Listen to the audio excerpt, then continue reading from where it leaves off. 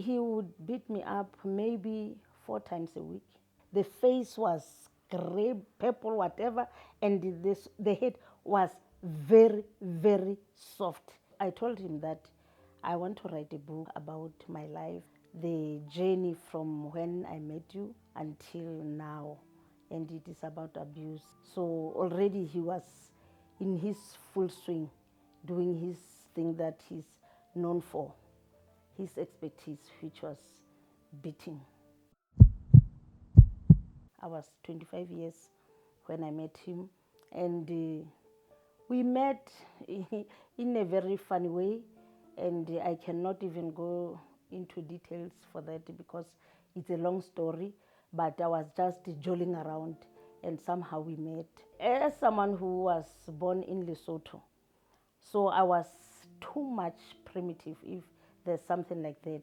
So everything for me was just fine as long as he buys meat, pap, and I cook for him. For me, it was romance, and I was happy. The only thing that maybe I felt like it was different, it was when we were making love, because really he was very good, or he's a very good man in terms of that. He does it best. He's the best man in terms of that. The first signs of abuse were when he told me that I must not go to church and I must not talk to male people. I must not go out. I must not have friends. People are evil. I don't know. I'm from Lesotho, so I must be careful. I must just stay in house. So yeah, that was that, and it was a little bit strange to me. How can a person say these things all of a sudden, but all along he was not saying all those things. So these were the signs that something is wrong. I had to submit or listen or obey to everything that he was saying, especially because I was naive, naive. I don't even know how to explain that. So everything he said was correct. We did not know that I was pregnant until he beat me up, and we went to the doctor, and when we arrived there, the doctor said she is 6 weeks pregnant. So already he was in his full swing, doing his thing that he's known for, his expertise, which was beating. The darkest moment I can remember is when he hit me on my head, and he was using his fists, and he was wearing boots, and he was kicking my head like nobody's business, and my head was soft all over after that. The face was gray, purple, whatever, and the head was very, very soft. He would beat me up maybe 4 times a week, sometimes 7 days, just like that. I would know that when he comes from work, it's me and him, and I'll be wailing, making noise, asking for help, running out naked. Yeah, such drama. It was just like that. When I ran out, people would just look and say, no, you can't enter people's businesses. Don't be nosy. We are sorry that he's doing this to you, but there's nothing that we can do really. And we fear him. He's a respected man. What did you do to him? We know him. He's our neighbor. He's a health inspector. He's this. And you could hear that people are in his side than they are, and women than they are with me. I did think of leaving him. In fact, I made some attempts to leave him. I found a room somewhere not far from here, and some friends gave me things, and my children paid for the room so that I could go. And unfortunately, I had to stop the mission because of my faith. The time that my husband changed was when I wrote a book. I told him that I want to write a book about my life, the journey from when I met you until now, and it is about abuse. And he said, okay, that's nice. Yeah, I told you that you are a good writer. You could have written even for TV and everything. So, yeah, right. And I said, it's about abuse. He said, yes, no problem.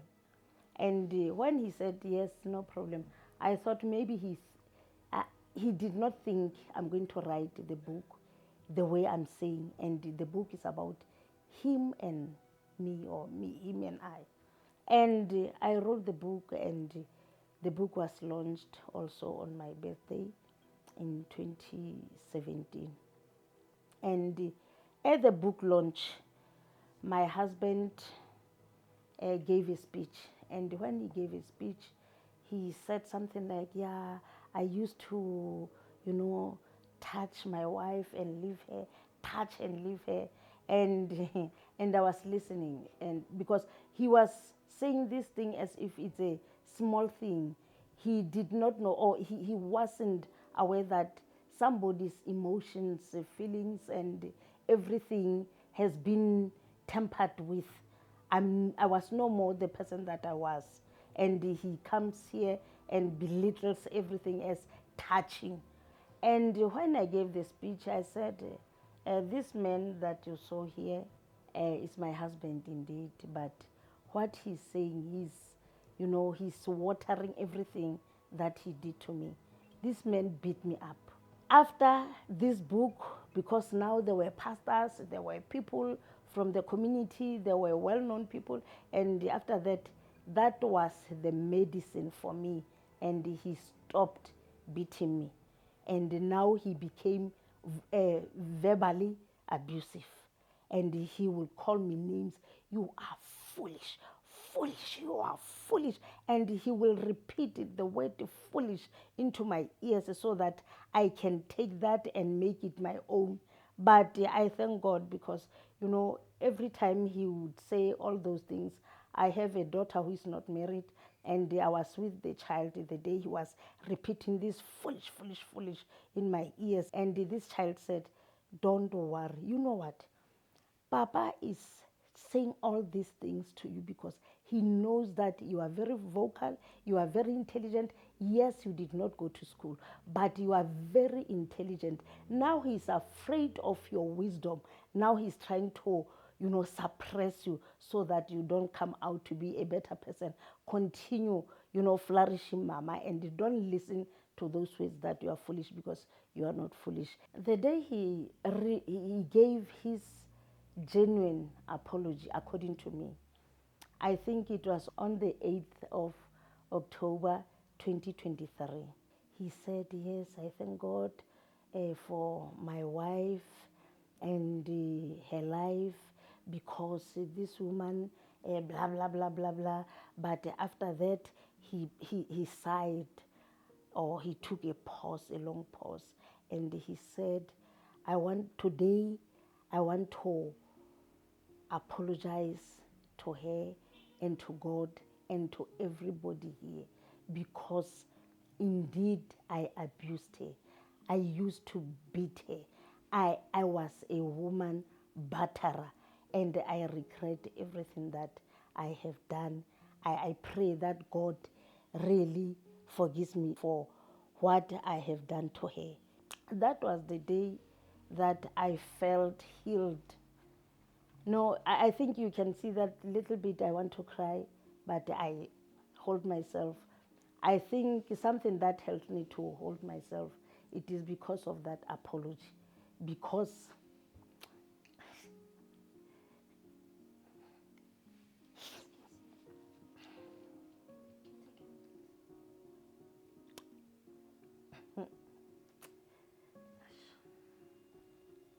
next time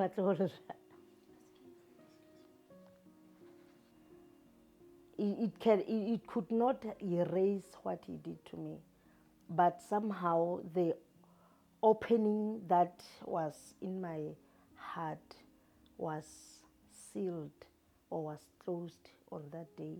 And I don't cry like I used to. Every time I would speak about even the smallest thing about him, I'll just cry. But from that day, really, I think I'm a little bit better.